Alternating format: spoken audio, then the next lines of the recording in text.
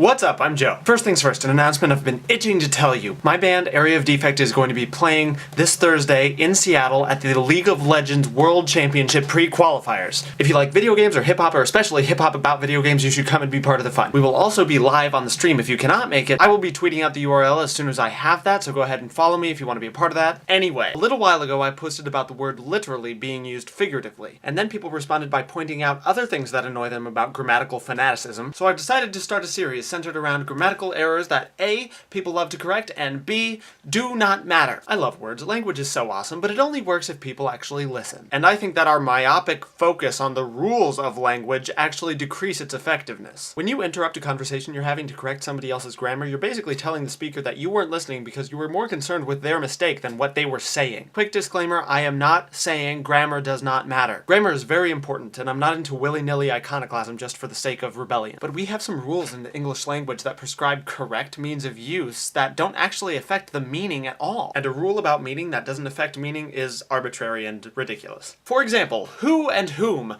This rule exists only so that teachers and other pedants can feel superior to the speaker. When I was in second grade, I was passing a ball with my friends at recess and it popped. I took it to my teacher and I said, "Teacher, who should I bring this ball to?" And she said, "What you meant to say was, to whom should I bring the ball?" Well, yeah, that's exactly what I meant to say. And in fact, it's exactly what I did say, so why don't you answer the damn question? Ooh, maybe I'm a little emotionally attached to this one. I think I need to take a second. Okay, so technically the word who is used to refer to a subject of a sentence. Who ate all my rare Himalayan cheese? Whereas whom should be the object. To whom did you give my rare Himalayan cheese? The word whom here is the indirect object of the verb give. The two words mean the same thing. They're two words for the price of one. It's a rule that only serves to confuse and never, ever, ever serves to clarify. Who and whom does not matter.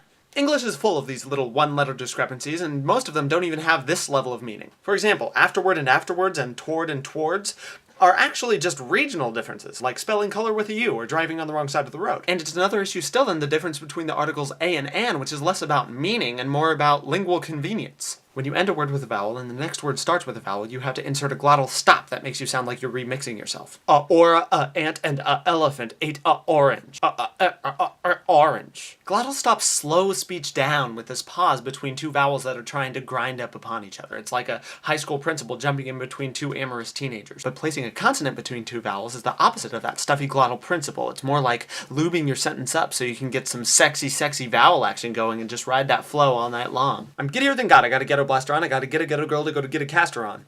So the a and rule, although less worthless than who and whom, is not about meaning, but about lingual lubrication. Good to know, but again, does not matter. I'll say it again. Grammar is important. Communication only counts if you're getting your point across, and if you're bucking all the rules that we've all agreed upon to communicate with each other, you're not communicating, you're annoying. Your point gets muffled because your audience has to mentally sort through all of your fumbling verbiage. And as a side note, don't expect any of these arguments to convince your form-focused English teacher. But focusing on the rules as much as we do dampens communication just as much as ignoring them entirely. Worse, it means that speakers aren't free to discover new and better ways of saying what they mean. We have to be willing to let language evolve. And instead of fettering every generation of writers to these old, outdated rules, we should be giving them the boundaries that they need for communication, and then going and letting them frolic in the glorious, sticky McDonald's ball pit that is our language. Anyway, that's what communication is for, right? 50 XP for watching. Peace and love. You got a lot of nerve to use the glottis.